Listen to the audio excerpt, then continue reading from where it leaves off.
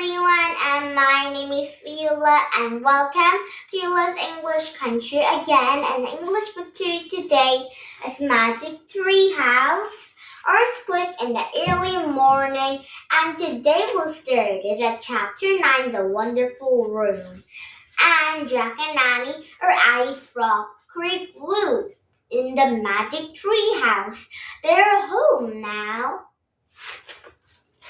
And now, are you ready for this one book with a lot of stories? And now here we go. And first you can read Magic Tree House, Earthquake in the Early Morning. Chapter 9, The Wonderful Room. The songs of early morning, birds flew in the woods. Jack opened his eyes and sighed. They're back in Frog Creek. He could breathe again. His eyes didn't sting anymore. He was wearing his own clothes, even his sneakers. I wonder what happened to everyone, Annie said anxiously. Andrew, Peter and their aunt, and Betty and Fred, and all the other people. Jack pulled out their research book. He turned it to the last chapter. He read aloud. After the earthquake, fires will put out, people from all over the world sent help to San Francisco. The brave citizens of the city ever gave up hope. Many even wore badges that said, "Let's rebuild at once." In less than 10 years, San Francisco was once again one of the lovest cities in the United States. Oh, good, breathed Annie. Hey, do you have our sign? Annie reached again to the pack. He pulled out a sign from Peter and Andrew. He placed it on the floor next to the list from the Civil War, the ladder from the Revolutionary War, and the slate from the Pioneer Schoolhouse. We have all 4 writings now, he said. So what happens next? Said Annie. Suddenly, there was a roar. A bright light flashed through the treehouse. Jack covered his face. When he picked over tops of his fingers, he saw Morgan lay flat. "Morgan!" Jack and Annie cried joyfully. They both hugged her, and Morgan hugged them back. "We found our special writing for your library," said Jack. Annie picked it up the list and the ladder. Jack picked up the slate and the sign. "Here they are," he said, and they started giving everything to Morgan. But she held up her mind. "Do not give them to me," she said. "Someone else needs them more." Suddenly a blinding light flashed through the treehouse. There came a great roar and a silence. When Jack and Annie opened their eyes, there's no longer the magic treehouse. They were standing in a huge shadowy room, the room that smelled wonderful. Ladder books and a wood-burning fire, and the flames crackled a huge stone and hearth along the walls, and rows of tall bookcases filled the books. "Welcome to my library," Morgan said softly. "Wow," said Jack. Said Morgan. "Someone here is waiting to meet you." I told him that 2 special managers would soon arrive.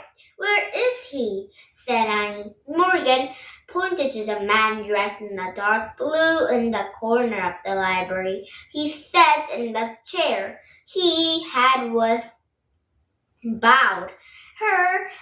His hair was black streaked with silver. "He looks tired," Annie whispered. "Yes, he and his knights have been defeated," Morgan said quietly. "He has given up all hope for his kingdom." "How can we help him?" said Annie. Morgan looked at the special writing that Jack and Annie held. Would it help if we show him these? Jack said. Morgan smiled. Come on, let's show him, said Annie. They crossed the room and knelt before the tired-looking man. Excuse me, Annie said, and the man looked up. He had sad gray eyes. We are Morgan's managers. We've come to help, said Jack. The man shook his head. I don't understand, he said in a deep, tired voice. You're children. How can you help? Sometimes children can help a lot, said Annie.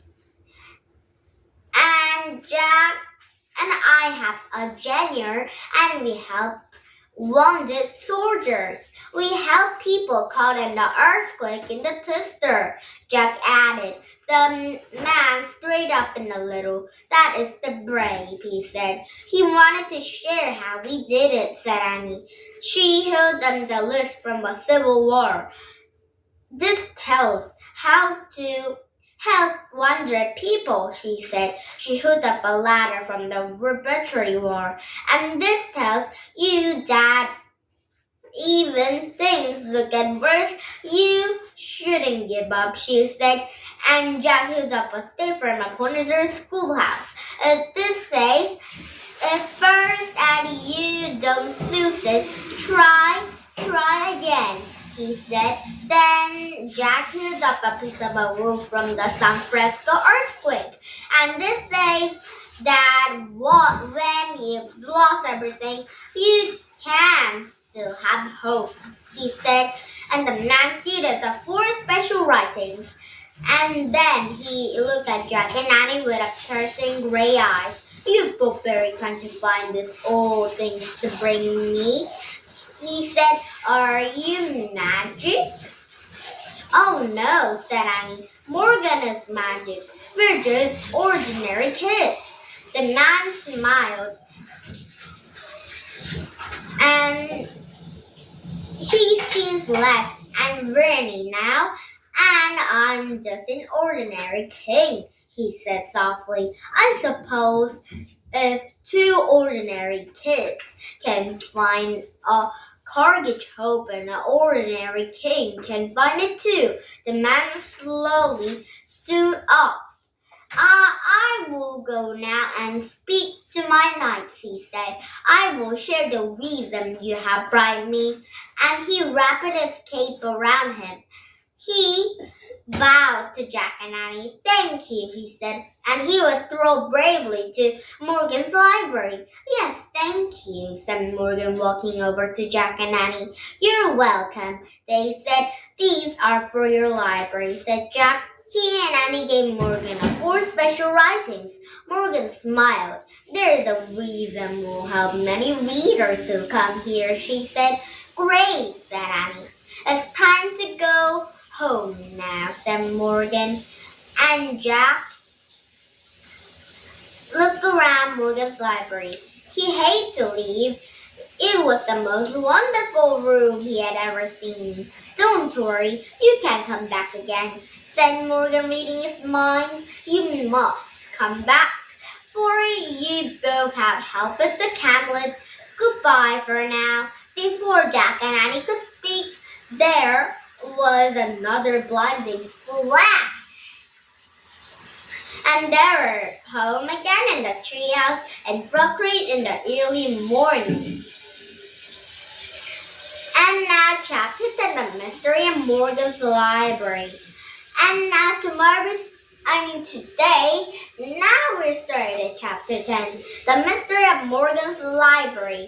I can't believe we took a trip to Morgan's library, said Annie, and Jack smiled and nodded. It was incredible, wasn't it, said Annie. Yeah, said Jack. A strong breeze dust in through the treehouse window, and it blew open the research book about in San Francisco, and he reached the book. Jack, look at these, She pointed to a photograph in the research book. It showed a boy and girl covered with dirt, and the boy held a sign. It was a poem about hope. And Annie read the captain aloud. After the earthquake, a wildfire ragged through the city. To brave children tried to give hope to others. And Annie laughed. Those brave children were us, she said, and that the pictures Fred took us before we left San Francisco. Jack laughed and shook around his head with amazement, and Annie closed the book. I guess we are too brave kids to try to give hope, she said. We just give some to King Arthur, won't he? King Arthur, said Jack. Yeah, said Annie. She started down the rope ladder, and that was the mystery of the Morgan's library. We have to give up 4 special writings to King Arthur so he can get his hope and courage back into saving Camelot. That was the King Arthur, said Jack. He threw his unpack and followed Annie. Sure it was, said Annie, stepping on the ground. Didn't you heard him say, I am just an ordinary kid?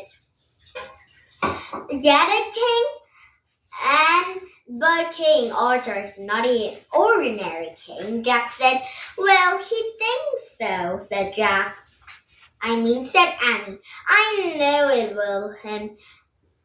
It wasn't. I feel it. She smiled. Then she started through the rockery woods, and Jack started after her. King Arthur was a bird song filled in the early morning woods. Jack thought about their visit Morgan's library. He remembered a sad king and how their writings seemed to give him a strayed. Maybe Annie was right. Maybe they're really a help of King Arthur saving Camelot, and maybe someday they would go back. Hurry, Jack, Annie called before Mom and Dad wake up. Coming, Jack shouted, and he took off after her, running for home. Finally! And now, tomorrow, we'll be reading a new book and new story because this Math Trias Earthquake in the early morning story will be end our reading. Now say bye-bye to this book. And now, another book to read tomorrow. You'll be very excited, okay? And now, did you have fun? And here's English Country come back with some